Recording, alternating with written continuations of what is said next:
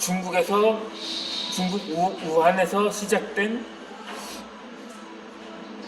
폐렴이라는 명칭으로 시작된 이 코로나가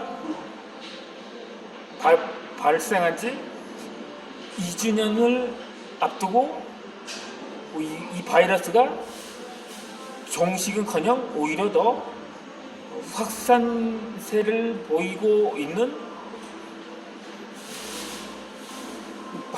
새로운 변이 바이러스가 출현해서 또다시 세계가 긴장을 하고 있습니다.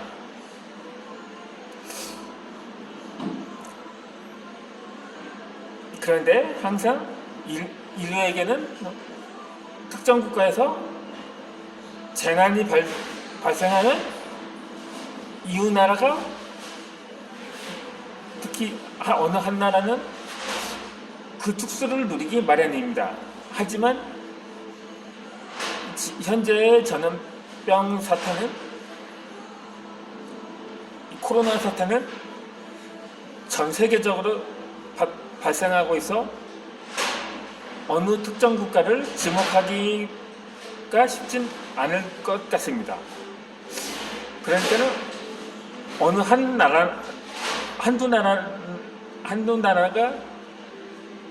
한두 나라에서 재난이 발생한다면 몰라도 말입니다.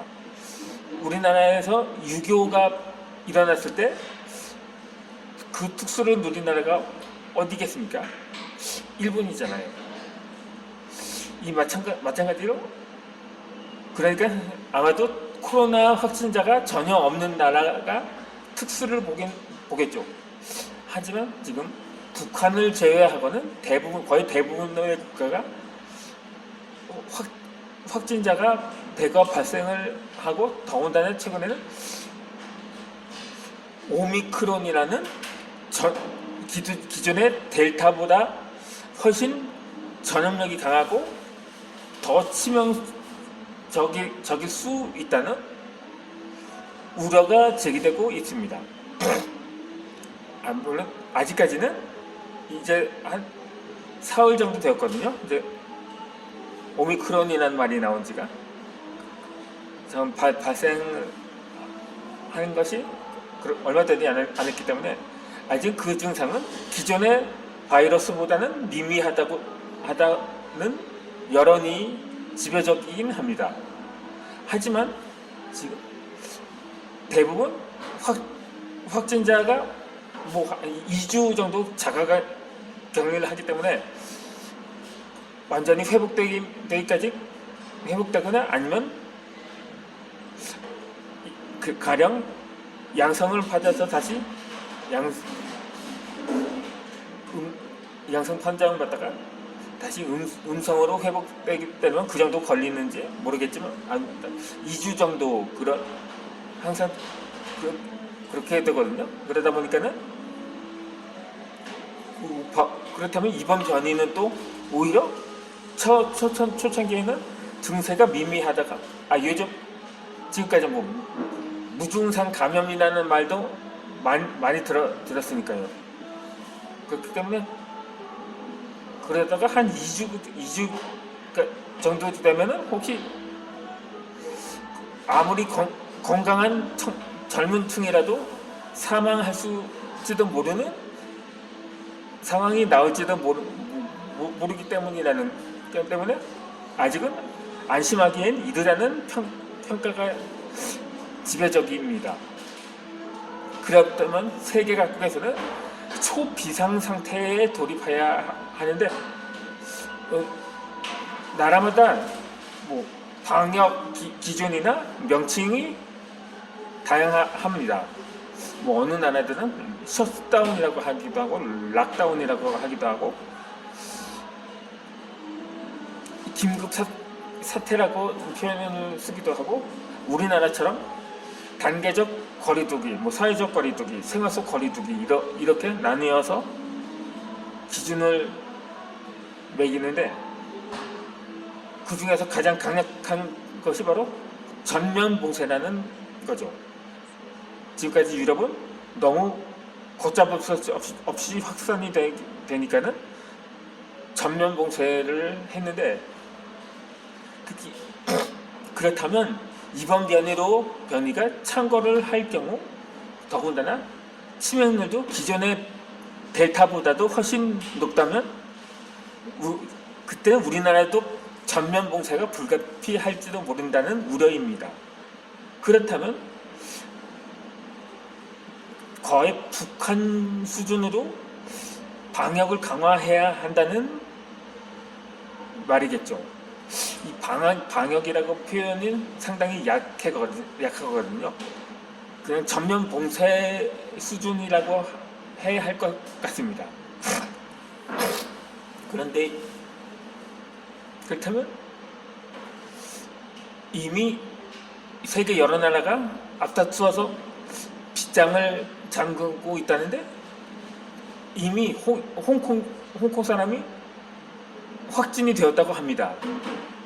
그렇다면 지금은 중국 전역에서 걷잡을 수 없을 정도로 그냥 퍼지고 있는 중이거든요. 그렇다면 북한은 정말 2년 동안 전면 봉쇄 그래도 유럽의 전면 봉쇄라고 하지만 유럽보다 훨씬 더 강도 높은 전면 봉쇄를 해왔었는데 그렇다면 북한은 이전보다 더 강화해야 한다는 말이 나오면서 그때 되면 북한 주민들의 불만은 그러니까 인내의 한계를 느끼게 되겠죠. 2년 동안 버텨왔는데 더 이상 그게 솔직히 선진국들 중에서 초창기에는 사재기를 했거든요. 혹시 전면 봉쇄를 해서 그냥 집에만 있어야 하는 기간이 얼마 될지 모르는데 개인적으로 말하면 한 2주 정도 자가격리를 했거든요. 뭐 유럽의 경우는 3주 전면 봉쇄를 했는데 그 아무리 사재기를 한다고 해도 그 생필품이 그게 며칠씩 기준을 계산하기는 어렵거든요. 얼마나 더 있어야 하는지도 모르는데 그 전에 다 식량을 포함해서 모든 게 다 동일하면 그 이유는 어떻게 버티겠습니까?